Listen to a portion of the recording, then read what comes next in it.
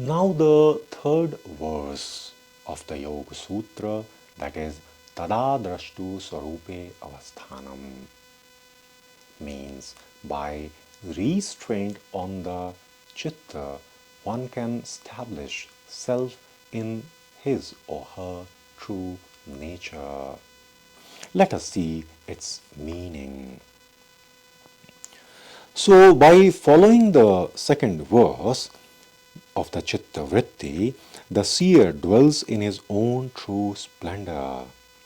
When the waves of consciousness are stilled and silenced, they can no longer distort the true expression of the soul, and revealed in his own nature, the radiant seer abides in his own grandeur.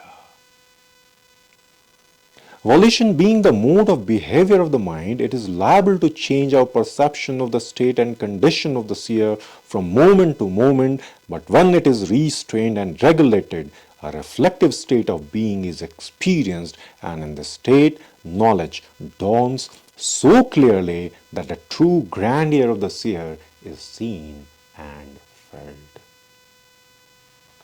This vision of the soul radiates without any activity on the part of the chitta, and once it is realized, the soul abides in own seat. This much in this video. Tada Drashtu Swarupe Avasthanam.